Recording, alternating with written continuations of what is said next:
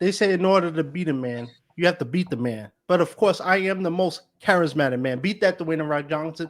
Welcome to the most overrated, underappreciated, most viewed, underviewed podcast of all time. Welcome to the Prince of Fresh Air. Happy New Year, happy holidays to everybody. Hope everybody's doing doing great. Had a great holiday. Year 4 in the history books. Amazing year for the podcast. Shout out to everybody who's been following the journey since the beginning, or if you discovered the podcast, my guests. I couldn't do it without you. Now, you might be wondering who my next guest is. Before we get to that, let me just address one little quick rumor that I see on TMZ and everything about me. People often confuse me with Jason Momoa. Spoiler alert, I am not him. I am Percy, the most charismatic man. So yes, I should have been casted as Lobo, James Gunn.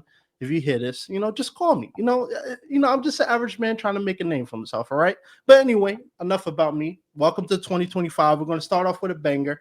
And this guest, my next guest, he doesn't need an introduction, but as we all know on this podcast, we don't do anything average. This is the most charismatic experience, Joe Rogan. Holla at that. Anyway, my next guest, who is he? He's no stranger to publicity. He's no stranger to this type of format. He is making his name in the entertainment industry. He has made a name for himself in the entertainment industry. Over 30 years of experience in this industry. Let me give a rundown because he's a busy man. So he is a 2-time award-winning publicist. That's right, 2-time award-winning. He's a best-selling author of the book Guided Transformation Poems and Quotes and Inspiration. He's a journalist, media personality. There's a lot more we're going to cover, but I do want to give a shout out to him because he is going to be playing Congressman Walker in a new movie coming out called And Then You Die, being filmed by the amazing, talented Troy Skinner, and it stars, Super Bowl champ and former NFL Baltimore Ravens running back Jaamal Lewis, and you might recognize one of the actors in this movie as well. I had him on not too long ago, Alan Klingbeil. So, without further ado, please help me introduce Stephen Cuoco to the podcast.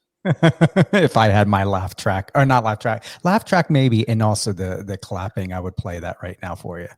I appreciate it. I'm trying here. It's doing great. Yeah, so Stephen, we had a good conversation before this we started recording. But how was the holidays? How was the New Year's? And how was 2024 for you before we get into the meat and potatoes of everything? 2024, great question, Percy, was the last reflection for everything. People, connections. I have no complaints about it. I really don't. I spent Christmas by myself. New Year's I do every year. I have for probably about since 20 years, so I enjoy it. I don't get into all the hype of the holidays anymore. Been there, done that. Why am I going to stress about, saying, hey, I'm going to show up. Here I am. You forgot about me for 364 days out of the year, if not more than that. So, here's a gift, by the way, for forgetting about me. No. Style.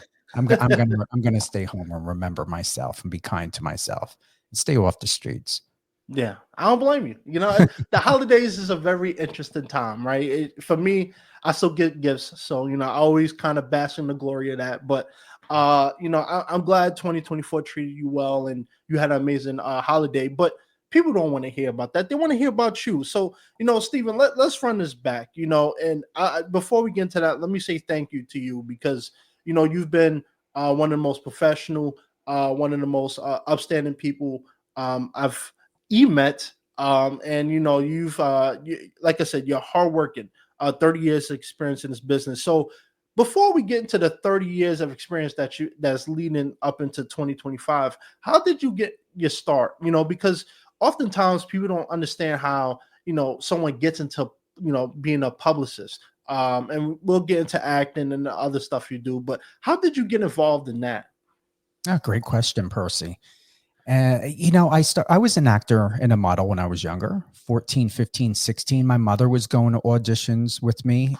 We actually were both extras on a Ali Mills film or a film that Ali Mills was in, and Dan Robar. This was in South Carolina, I believe. And I just had an experience with a producer that who attempted to try to violate me when I was younger. Back then in those days, kids still get exploited. Yeah. These people try to do the whole grooming thing. We hear about it all the time, and it really changed my perspective of what is it that I really want to do. Because when I reported the incident of what this producer was trying to attempt when calling me in the office, and I thought it was for a conversation or telling me how well I was doing on set, and there was no response. No one did anything to correct the situation. Still, like today, silence. And I'm not the type of person where I'm going to worry about whose feet I'm going to step on when injustice is done. I'm going to stand up for myself. It doesn't pay no mind to make any sense as to why stay quiet. So you can continue to keep a role, so you can continue to perform, you can continue to travel and tour as a music artist and do whatever you're doing as an actor or no.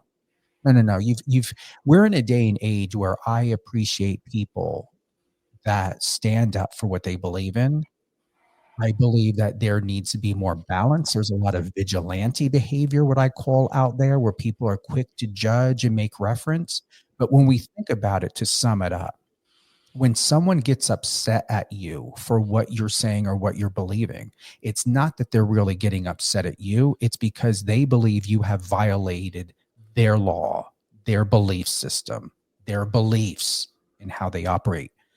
Because there's a big difference between belief systems and beliefs, Right. and that's just what I realize is just so many people are pop off to have an opinion about something because they felt violated. That's not part of what they believe in. But ultimately, when and where can we have a civil conversation? Without someone becoming offended that just because you may say something or share something, Percy, it doesn't mean you're going against someone. You're just asking, hey, have you ever considered this point of view? This is what I learned in my life. What can we learn from each other? Doesn't mean we have to be best friends. Doesn't mean that we have to work together. And if we do work together, what can we do to find common ground? And if not, then where's the remedy? And so I hope that helps answer your question. I stayed a couple more years, but when I became 18, I decided, even before that, to become a publicist because I prayed about it. It was a Saturday afternoon. I was looking out my window and I just thought to myself, if no one is going to stand up for me, and I'm not going to go too dark with this, but I have to emphasize to where I had friends in the industry that were 13, 14, and 15 already alcoholics and drug addicts. There was a young girl when I was 13 years old who committed suicide in the business. And these are a lot of things that you weren't allowed to talk about. You shouldn't talk about because you had to respect the family. You don't bring up names. And still to this day, I mean, look at the Liam Payne story, that situation. Mm-hmm. It's still going on. And it just doesn't make any sense to me why people are still being treated like this. And it doesn't make any sense why no one's doing anything about it early on to ask, do you need help? What's going on? Is there something I can do to help you out? What do you need so that you can feel safe and secure about yourself and your environment? And hearing how kids getting locked in rooms. Once again, I was invited into an office. I hear the door, when I was 14, close behind me, and I heard the lock, and still to this day, this behavior is still going on. Yeah. Yeah. I'm sorry to hear that, and this is one of the reasons why I like having successful people like you on the podcast, because we laugh and we joke and stuff, but I think these type of nuanced conversations need to be had. And I've covered this multiple times, especially during the pandemic about the Harvey Weinstein situation and everything. And we don't have to go down a whole rabbit hole. But I do want to ask you about this. Since you started when you were a kid and you went through that traumatic experience, what have you seen, especially because you see a lot of it? You work with a lot of, celebrities, you work with a lot of people connected in the industry.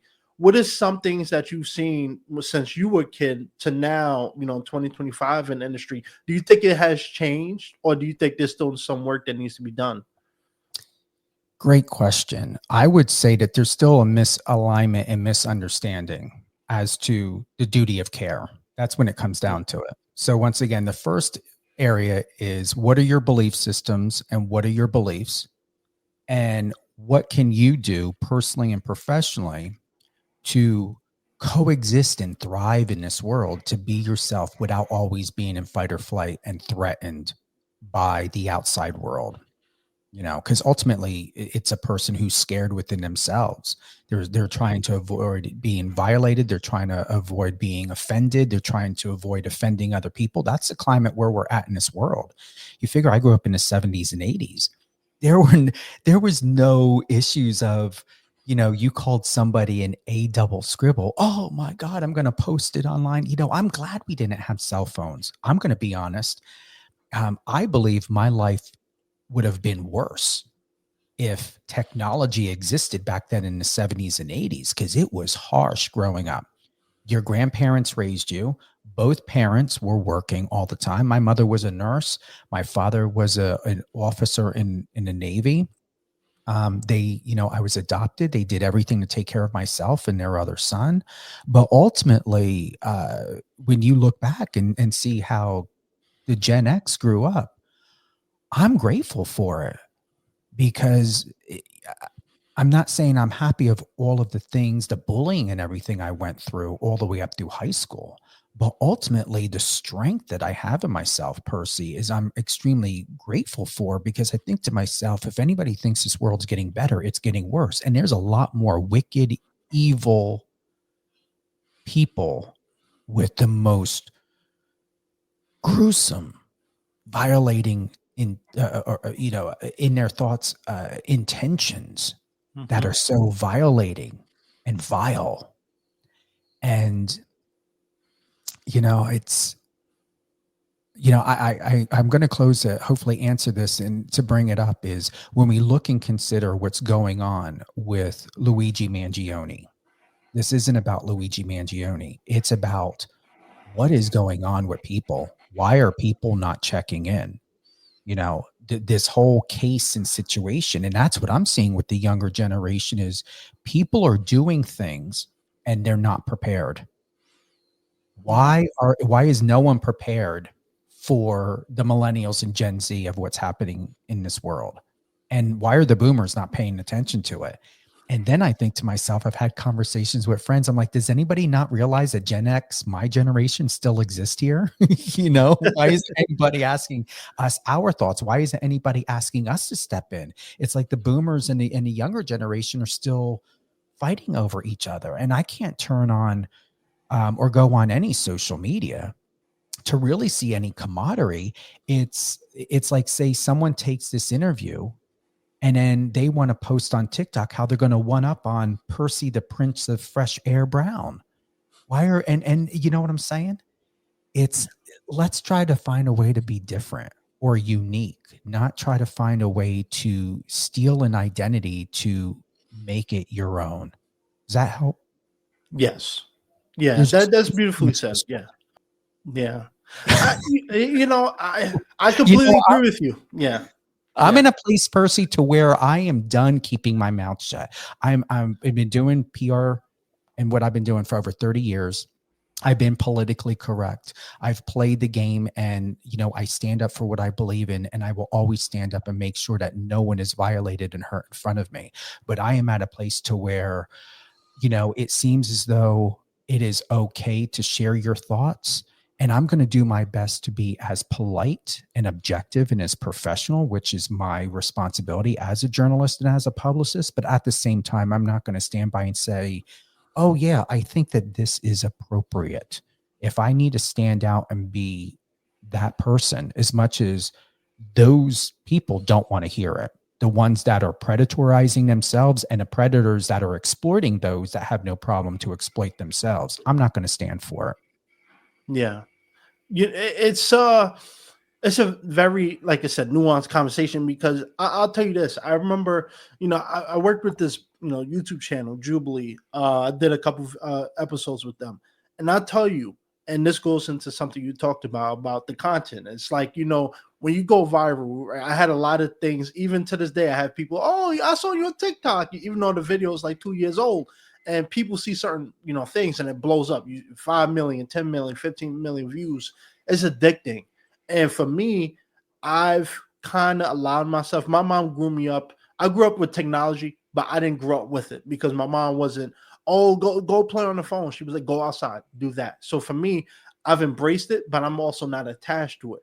And so I've noticed that right now we live in a society where it's all about chasing that next viral moment, chasing what's going to blow up on internet next.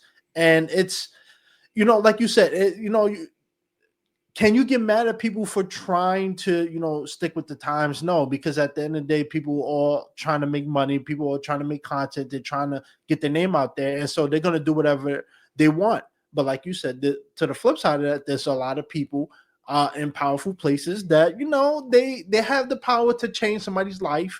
And so they take advantage of it. And I think that's one of the divides between the younger generation and older. When I talk to a lot of older people, I think they have a lot of principles that they grew up with that they have not allowed themselves to kind of change. And, the younger generation, we see those type of principles and we're trying to bend the rules from because, things change, people involved, and, the culture has shifted. And so now I think technology and social media has gotten to a point where almost everybody and their grandmother's on it. I've seen grandmothers posting, embarrassing photos of their family, and they don't think much of it because they're just thinking, hey, I just want to share the love. But I think it's that divide. It's, the people who grew up without technology and social media, they don't see it as a necessity. But for my generation younger, they see it as, we need this. If we don't have it, what are we going to do? And so this is something I want to ask you about too, because now we're seeing a lot of, the entertainment industry you see a lot of it on social media now. A lot of the bigger companies, movies, everything, they're all on social media. Do you think that has also kind of helped played a big part in the evolution of the industry? And even going back to your point about, people who were abused, child stars, or, people who might be older now talking about the experiences. Do you think because of the entertainment industry has embraced technology and social media that it is making it easier for people to speak out, speak their piece, and speak their truth? A lot in one question, and I'm going to condense it. Objectively, my counter question would be and I'm going to speak for myself, why am I, no matter how much I'm choosing to utilize social media how I want to, that there is still content being pushed to me that I don't want to see? I'm not just talking about half-naked men or men pimping and porning and prostituting themselves out there. There was a video, and I'm assuming maybe the young girl was maybe a millennial or something. So there was a video on TikTok, and she was filming her boyfriend or husband. The guy was on the couch with her, and she's talking about how sexy he is and about how she's going to jump on him, and started talking about his body. And he's just standing there doing like a side smirk while he's eating. And then my comment was, I thought, you know what? Let me go ahead and plant something to see what happens. I then shared a comment and I said, do you really believe that type of subject matter belongs on a platform where there are children? Her reply back to me was verbatim, have you seen the content these young kids are posting? It's worse than what I'm sharing. That's what I'm talking about. The validating their violation of their truth and law is, here is someone who is filming someone that she's in a relationship or a marriage with, talking about sex, innuendos, his genitalia, his body, and how she wants to eat him up. Why do I want to see it? I don't have anything in my settings that says I want to see it. And then still, We all know some of these kids are lying. They're not all Mm-hmm. 18 online. They are 14, 15, and 16 getting on there. So if any of these social media platforms are saying, oh no, we only have, no, you don't only have 18 positive or 18 plus. That's my point. Is the justification that this woman clearly had responded that there are these kids, these younger people's content is worse. So she's justified for it. And do you know, and I don't mind saying this, do you know I have purposely reported content that has gone against guidelines? And I have screenshots of what Instagram and TikTok's guidelines are. And the response back is they don't violate. The content didn't violate. Oh, Mm-hmm. so you're telling me on Instagram that it is okay. And I don't mind putting this out there because, I mean, I'm a journalist. I have to test to see how things are working. So it is okay for me to see a big, huge, naked man's butt with his balls hanging below the way the shot is. Just his butt and his balls hanging out between his legs, clearly and shaved. That you're telling me that doesn't go against Instagram's community guidelines. But Instagram is taking down what? Things that don't go against community guidelines. Let's say if you decided you want to say, oh, it's unfortunate that Luigi, unfortunately committed murder, but I still would like to see all the facts about what Luigi Mangione did. Not saying what he did was right, but can we take a look at his mental state of mind? Can we take a look at his environment? Did his environment play a role? Yes, it's been reported that his family, his mother put out a missing persons report. He distanced himself and was not contacting anyone. And this isn't, I'm not trying to make something about Luigi Mangione, but it's just a current case to make a point. And someone, you could easily say or have an interview about that, and someone can report it and take it down because you're objectively asking questions about wanting to know before you make a statement, to have all the facts, to understand who he is as a person before charging him as Right. whatever it may be. Because we have a lot of people out there accusing people of insanity, accusing people of stalking.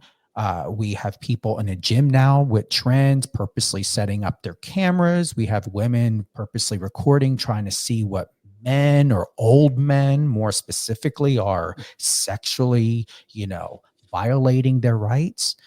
So, once again, my question is what are people's intentions? Why are things happening intentionally? Why are things happening purposely? What is it that the purpose of what that person is trying to gain from setting up a recording or setting someone up? And then really, why is it that we can't share a thought to ask a question online, but yet it violates community standards, but it is okay to take content of someone that looks 16 and 17 in the gym bathroom, flexing, pulling down their underwear to their groin, and that's okay? I'll tell you this, and you made a lot of good points there, and this goes back into something I think I addressed later in 2024. I used to talk about stuff like this, right? Because even for me, I've had copyright strikes, or not copyright strikes, but Instagram has, oh, you can't post this, and I'm like, why can't I? And most of the time is because my content was too offensive. And when I say offensive, when I first started this, right, I would talk about this stuff. I talk about social media. I talk about racism. I talk about politics, anything that was controversial, right? And then it got to the point when people was like, yo, I'm gonna reach out to your agent. I'm gonna get you fired. I'm gonna report you. You're harassing people. And most of the time I was neutral. I'm just talking about the stuff because people want to hear it. And it got to the point where I felt like you. It's like you see all of this sexualized content. And don't get me wrong, I'm not, I'm a young guy. I don't mind some of it, but it goes to the point you're saying. It's like, why can certain content that really violates the rules and conditions of these social media platforms, they stay up. But if you talk about something, controversial, they take it down, or they kind of blacklist it so people can't find it. And so that's why for me, I kind of shifted the goal of this, because at first it was to talk about the heart and stuff, right? But now it seems like those kind of conversations are getting muted. And so that's why I'd stay away from it now. And and it's unfortunate, right? Like you said, it's like, for me, I try to be a positive, fun, outlet for people of all success rates or whatever industry they're in. And I want to ask you this, because oftentimes when we have people in the entertainment industry, right, you don't hear, people like who have a lot of success, who have, a reputation and a big name, a big following. You don't often see them speaking the way you do. And I'm not saying you're speaking negative, but, being very outspoken. Why do you think let me say this. What made you do that, right? Because sometimes, maybe you kind of have you're set up already, so you're not really too worried as of, someone who's trying to start out and they're worried about, rubbing the wrong feathers. How have you decided to take that approach of, I want to be the voice of reasoning. I want to be the guy that people can look at and say, I respect him and he's out there for the people. That's the role. Great question. That's the role of being a journalist and a publicist, is to be fair, honest, and disclose all material facts, to be neutral, to be objective. And then there's a duty of care. We are not advocating duty of care when judgment is made and someone or a group of people or a government or society is stating that your belief and your belief systems, Percy, is a threat. If it's a threat because there's a sense of control, there's a dictatorship happening. That's when it gets that extreme, there's a dictatorship that's happening. There's a power threat. People don't want their finances messed with. They don't want their shareholders and their stocks and their bonds and their crypto. People don't want their financial and their belief systems messed with. So there's an order you don't go against. And to also answer your question is when I started in public relations, I remember one of my supervisors to where I was given a job detail to create a report for media. And I handed in my report that I felt that would be beneficial for the client. And it got dismissed more than once without an explanation. And then it got to a point, like maybe about 2 or 3 times, or by the third time I said something like, why is this? Why do I need to go back and tweak this? Why do I need to go back and revise this? Why do I need to go back and possibly amend that? And I always ask, are we going to get the perspective and the truth? How can I sit down with the client to find out from them of what they feel should be approved on their behalf? Many times agencies don't talk to the clients. Many times agencies don't check in with the clients and be like, oh, you just did a feature film. Do you want to still do interviews? No, the executives are making that decision. Publicists are making that decision. Management's making that decision. And when my supervisor told me, we don't ask the public what of what they think they want to know and to hear and believe, we tell them how and what to think and what they're going to hear and what they're going to believe. And I had oh my God. After going to college, after paying off my college debt and any loans, because I told my parents who adopted me, you did enough for me, I'm going to take care of myself. I told that to my parents when I was 14. I thought, oh my God, what am I going to do now? And I'm going to be honest, I was scared. I didn't know what other career. I thought, all right, acting is out. I'm not going to rush to go to tech school or something to learn about film producing and directing. I'm like, okay, so I'm educated. What am I going to do? And it wasn't wanting to work at a regular job, those weren't my goals. Not that I had a problem with it. I mean, when I first started working, I started working at Rite Aid when I was 14 because I wanted to so desperately learn what independence was like and to make my own money. I wanted to break certain generational curses, not only from my biological side of my family, but also my family who adopted me. There were just certain belief systems I just did not want part of my being and my theme. And so, I can neither confirm or deny if I took a break once that happened. I know that I went through at least 5 different public relation positions. And something clicked that I remember my biological grandfather told me when I was younger. Learn everything that you're passionate about and become someone very hard to compete against. And what I learned from the secondary is be passionate about what you're doing so that when people come to you and ask you for your opinion or for your professional personal advice, that you are that trustworthy, that they're going to know that you're not going to hurt them. Right. And that was my interpretation. And so I went in and got certifications becoming a grief counselor. I worked for the state of New Jersey for a while as a dietary aid assistant for people that have Down syndrome, autism, what they call anywhere from low-level clients to high-level functioning clients. Really changed my life. And I don't mind putting it on record when I worked at Hunterdon Developmental Center in Clinton, New Jersey. And I was there for about 7 years. And it was just amazing to go into where so many people would say, yeah, they're there for the paycheck. They're there for the insurance. And I'm there and I'm thinking to myself, here are people who get told when they eat, get told when they go to the bathroom, if they're not high level. Their whole life is dictated by the caregivers, by what they call direct care. And I'm like, wow, they're stuck in prison. Literally ugly painted cement walls while people sit on the couches and watch TV. Yeah. And I'm not saying that there was bad care. I mean, you have positive whatever care all over.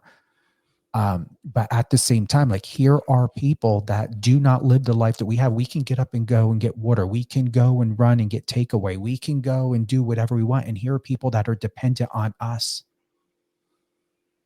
And I had to leave the job because when they say your job kills you, it sure enough did. I was at a point, I was in my 30s, I believe, and my doctor started to tell me that my counts of like my cholesterol was starting to be off, my blood pressure was coming, and I'm like not unhealthy. I took care of myself. But when they say your job kills, I had to leave because of the stress of battling for certain people whose intentions weren't there for the clients. I battled. I don't mind saying it. Like, I thank God I was under a union because I was constantly getting reprimanded or whatever because I was asking questions, because I wanted to know how to be the best person that I could for people. That's what my responsibility, fiduciary and judiciary, financial legal responsibility was to be there to help the care of these people who are struggling with Down syndrome and autism and everything. And yeah, it's I don't know how it is now because that was long time ago. But yeah, I mean, I tend to deal with people at times, once again, who have a problem with me asking questions, who want to put the client first. I hold all of my clients responsible to make the final decision. They don't know of anything that is not to be known. I mean, when I set you up with Alan Klingbeil, like, they are every step of the way. They're included in all of my media reach. I screenshot any text messages of any opportunities or deals. I'm sending it right to them. There is accountability, because also at the same time, I'm covering my own butt and showing accountability here that, hey, I'm doing my job. I'm not one of these management agencies or public relations agencies where I'm just behind tapping on a computer and being like, oh yeah, I'm doing something for you. No, I'm going to show you, because they have to make the decision if Alan wanted to be on your show. I want my clients to build a relationship with the podcasters and journalists and people, because just in case, if you want to have them back on again, or if you think to yourself, wow, there was an amazing power slap match, I want to go ahead and get Alan on, because I know that he's worked as a coach. He's been in this for a long time. He's got this background training. He's still doing this. So these are all things that it's just amazing how people really do, even a lot of these A-list celebrities have no idea. Right. And I'm going to put it on record in case somebody has a little huffy puffy hi baby moment. I'm not saying everyone, but I'm going to honestly say who's doing their job, who's really doing their job on behalf of their client. Yeah. No, you know, like I said, this is why I have people like you who get paid the big bucks come on, because you break it down so eloquently, right? And I think that's one of the biggest things, right? I think when you get to a certain point in your career, you kind of forget the human aspect of the job. And oftentimes in this business, I've noticed that to the point you made, a lot of people, they care about the talent, they care about their clients, but they only really start caring when the money starts flowing and when the opportunities start coming. And which I understand, everything's a business. Entertainment is no different. Everybody needs to make money, got to make a living. And you know, that's why I said for you, for me, it's refreshing to meet someone like you, because oftentimes it's not about the genuine connections. It's all really just about, hey, can you get him on? Because you know he got an opportunity, you know, he got a movie, or he got a power match lap, or he has something coming out I want to promote real quick, you know, just get him on and we'll continue to move on. You take a different approach to that. And I think that is refreshing. And I think that's why social media is so important now. The change in the entertainment industry, I think I was speaking before my time here. I think back then it was really about, I will only do the Tonight Show. I will only do the Joe Rogan Experience, or you know, the real big publications, the TV shows, talk shows. Now you're seeing people, you're seeing famous actors having podcasts. You see them doing podcasts. You see them on programs and platforms, you know, 10, 15 years ago, they would never do.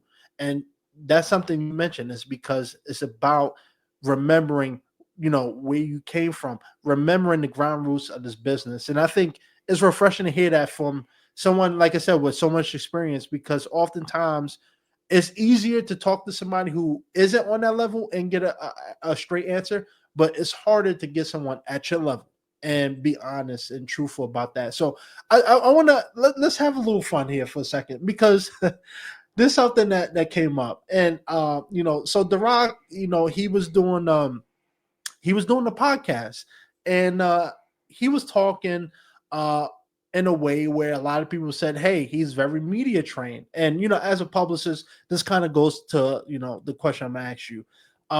Oftentimes we see a lot of people, especially when they're very successful, they avoid talking about certain things. They know how to speak without giving too much away, and they know how to kind of stay away from a question they don't want to answer. For you, can you explain, because this, you know, goes into the question, what is a publicist for people who don't know? And is that like The Rock? Is that something that you kind of have to show your clients, especially, you know, ones that are, who have a name in the industry, how to kind of be media trained, if you will? Yeah, I'm going to honestly say, and I like this, and it goes back to where I was actually going to bounce off to what you were sharing before. It's all about transparency. You know, when growing up, when I did, people controlled things. Once again, going back to what I told you, my supervisor had said, we don't ask the public, we tell the public. That still exists big time. But here's two things that I like. One is you tend to find the idiocy of people's lack of training and lack of due diligence to vet and verify and research. There's no research. You could say I could watch, let's say hypothetically, you posted a party and you're at the party and you shared it on TikTok, and somebody next to you took a shot and then farted. And then you could be like laughing, and then you could be like, oh, well, he didn't know any better. That's because we went out earlier and had some Taco Bell. All right. So I'm watching a video of you at a party. You're sitting next to somebody who farted after taking a shot. And you're telling me the reason why your friend farted is because of all the Taco Bell he ate. But we didn't hear the friend say that. I may not have heard or seen the reaction of what your friend did because you did not put the camera, or you quickly, went to your friend and then pulled it back. That's the biggest thing. There is more manipulation and deception. There's a lot of things about good that I find in social media. Look at you and I meet or have met. There's a lot of good things. I have a tool, but I'm going to honestly say it's used more. And I guarantee you what I'm telling you now, 5 to 10 years from now, provided that this interview is still online, people use it more as a weapon and to damage. Once again, power, absolute power. And I tell people, social media wasn't made for you. It wasn't made for me. Social media is a business. Just like media companies is a business. Journalists don't go to university to get their degree or to learn about media relations or whatever it is that they plan on going in, so that they can say, oh, hey, I'm this, I'm that. And I learned how to do the pay to play scam. That's not what they go to school for. So, just like myself, I've had people in my life say, don't share too much, Stephen. Don't share too much. Leave a little mystery. Yeah, I have mystery to me. Not everybody knows how I go to the bathroom, whether I stand or sit when I pee. No one knows how I wipe my butt, whether it's with my left or right hand. And I'm being serious. I mean, it's that silly, but yet that extreme, where my transparency of what works is I am so transparent without giving a lot of information, but yet people understand and know that I'm going to tell them the truth to the best of my ability. And when it comes to my clients, it's not about getting them prepped, because they're going to fall. One way or another, they're going to fall, because it's not up to, let's say, Hugh Jackman or Matthew McConaughey or Jennifer Lopez or anyone else coming to the table. They know themselves well enough. They worked on a project. They know what they want to say and what they don't want to say.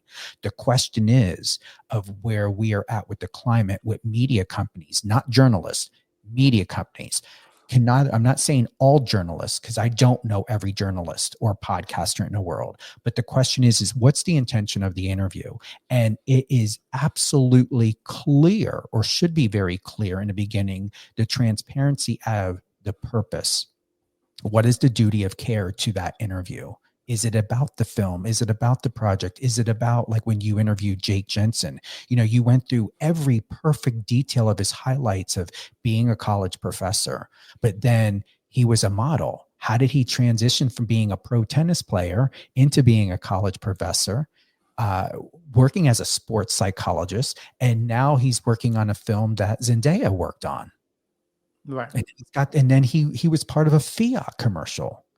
So that's the thing. One way or another, I don't believe we're going to completely do away in this business, any business, tech or otherwise. I don't believe that it's going to be done away with offering true transparency. There's going to be a sense of control. But ultimately, in that, at least for myself, anyone who wants to research me, if anybody wants to find out that I used to work at Hunterdon Developmental Center, if anybody wants to find out that I went to college and I'm still a licensed dental radiologist and I had worked as a dental assistant and I'm an international best-selling author, it is out there. Because even if we want to keep it a secret, You can't keep a lot of things secret. Our phone numbers are getting leaked. Our addresses and emails are getting leaked. People are trying, and certain tech companies are pulling data from all over the place, whether we publish it or somebody else publishes it or not, and it's put out there. It's no different than if someone says, oh, they did bankruptcy. You can't keep that a secret. It's public. If someone gets arrested, it's public. If someone gets, we look at, the, what is it now? The Baldoni and what's her face now? The double lawsuit. What is Justin Baldoni is suing New York Times now because of that whole thing with actress Blake Lively. Oh, yeah. Mm-hmm. It's like, the question is, does the public deserve to know this? And should the public know it? And that's the difference. If it's going to help the public to better understand who they're investing in, what they are idolizing, music, company, whatever it is, there does need to be some sort of transparency. But ultimately, even in that transparency, in today's age, people are not doing their due diligence to research. They're quick to make judgment. I believe that the whole situation with Justin Baldoni and Blake Lively was done in haste. I think there should have been more care if it could have been put into to better understand the situation, because now the public is making their own opinions about both actors. Now the public is making an opinion about who they are as people. That's going to ultimately affect them financially. It's going to affect them personally. And when I think about the duty of care, who is going to potentially be harmed? And that's the thing that I enjoy, and I want most people to know is, I'm going to be transparent. I'm going to be honest. I do have NDAs. I'm under an NDA. As you know, I'm going to be in a film this year, as you said earlier, and then you die.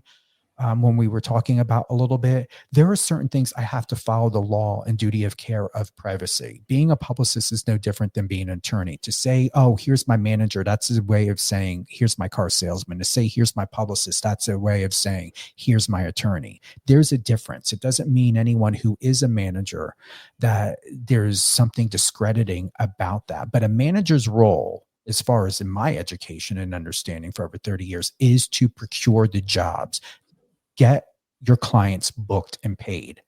I tend to do both. I don't like to act as management, but I tend to do both because certain people don't meet up to certain standards, because management should not be doing PR roles. Attorneys should not be doing or playing a publicist role.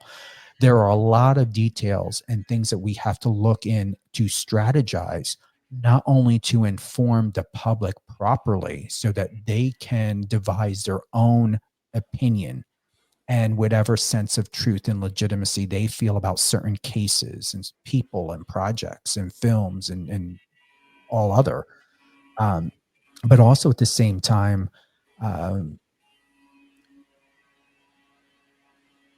it goes back to the whole New Year's Eve when Diplo shared that when Andy Cohen brought up about him having had been on LSD before, and then Diplo admitted publicly on live TV that he was currently on LSD, and that he did it on a helicopter when he was flying in.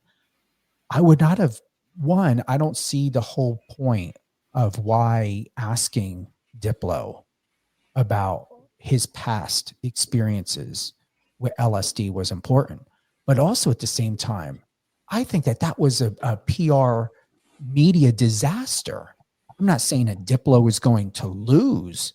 I would be surprised because I think he's talented.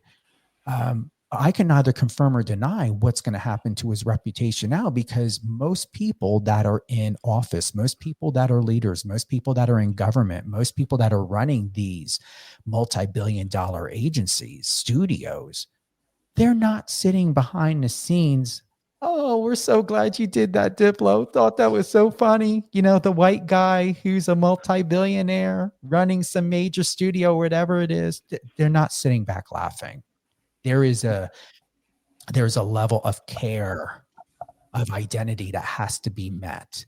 And those that are wearing suits, those that are wearing polo shirts, those that are living in multi-million-dollar homes and driving Bentleys are not going to be happy about someone or even a client admitting about talking about drugs. So, I'm done a long time ago. Done.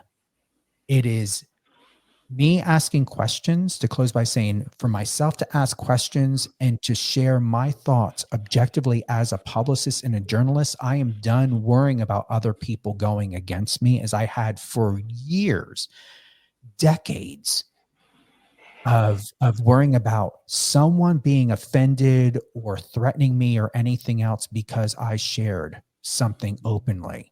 Because I can go online right now and pull many potential lawsuit problems of defamation, of sexual exploitations, of things that violate community government standards and policies by the idiocy of the lack of care that goes into what people use social media for. Even the companies that run these social media these companies. I'm not here for that. I'm not here to call out anybody, but if it is being pushed in front of me, if I'm being subjected to being programmed or to see all of this constant, nonstop, all the time, that is a concern. That is a concern when there is content constantly being regurgitated. That is a program. And you need to be people need to be very careful. They don't understand that it is not about claiming social media is the devil. It's not. Someone made a very, very strong remark even about Elon Musk, a professional UFC fighter, made a strong remark about Elon Musk being the Antichrist. And I know you're talking about. I'm like, wow, that is courageous. That is courageous. But I really am wondering, after 50 years, are we in this world right now where people should not care about being arrested, being sued, or anything else, to just go ahead and speak what you believe is truth and just lay it down? And that's where myself as a publicist and journalist come in. And I'm like, wait, we have to look at all the facts, because it's not just about you and what your thoughts are. It's about how can this affect the public, because people are buying their systems, they're buying their programs, they're buying their clothes, they are investing, they've got stocks, they've got all this stuff. You are threatening an entire ecosystem of someone's livelihood, a group of people, it doesn't matter, a group of people, a community, whatever it is. And these are the dangers that I'm going to tell you. If we really are looking at a future of Terminator, Skynet, Arnold Schwarzenegger, end of days, I don't find it to be facetious at all. I see it every day, to where I'm at a point to where I only go on social media when I want to, or I need to, or when I have something to share, because I just cannot utilize and even completely trust what's online anymore, because it is way too outlandishly subjective and harmful. And once again, it's vigilante behavior. Yeah. No, it's it's a double-edged sword, right? It's those type of problems, right, that you just talked about, that encompasses social media, and it ruins it ruins the society we live in, and unfortunately, to the point that you made earlier about The Rock and certain celebrities, there's a reason why a lot of them stop doing certain things, and it's because they know that at some point is going to come back and bite them. And we've seen this time and time again. And now I've seen it recently with my favorite actor of all time, Denzel Washington, where he's at an age where, in a point in his career where he's made, he don't have to worry about nothing. And he, been doing press tours and, doing interviews. And I'm seeing people clipping them on X, formerly Twitter, and, talking all types of crazy about Denzel Washington, I've never seen anybody talk like that about Denzel in my life. But the one time he speaks his truth, speaks his piece, people start calling him all types of names and trying to discredit his name and his legacy. It's mind blowing, and that's why I think it's important when people say, why is someone like Steven so important to someone who's famous or maybe at that point in their career where they need a publicist? Why do they need him? And it's that exact reason. It's because you got, unfortunately, when your livelihood is directly tied to the public, you have to be careful and you have to make sure that you stay protected at all times, like they say in boxing. And one wrong thing that you say, whether it's a podcast or on social media, a tweet, someone is going to clip it. And then eventually you're going to get to a point where someone is going to blow it out. It's going to go viral. Next thing you know, everybody's dropping you. You got no projects lined up. Financially, you're suffering. And it's just unfortunate. And I think, part of the reason too, another point you made, and then I'll move on to something else I want to talk to you about. I think, like you said, transparency isn't there. And I think for me, that's why I take great pride in what I do, right? Because I don't view myself as a journalist. I don't view myself as someone like you, who do their due diligence to make sure people are protected. But I just do that naturally. And that's why people have fun on here, because I don't have an agenda. I'm not looking for a viral moment to clip and, get you in trouble. But I think, unfortunately, we do live in that society where if you want to build a brand and you want to build the name, if I want 25,000 views on YouTube, I could do that. I could set somebody up.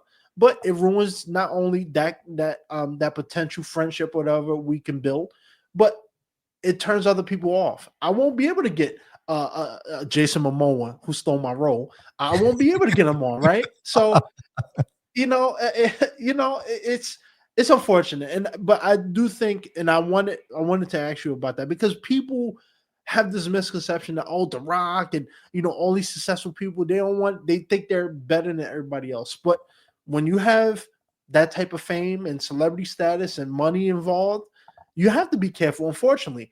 And so, we've been talking a lot about a lot of different things, and we've had a great conversation, but I want to shift a little bit. Let's talk about something a lot more fun, something that you're, I'm sure, excited about. Let's talk about this new movie that you got going on.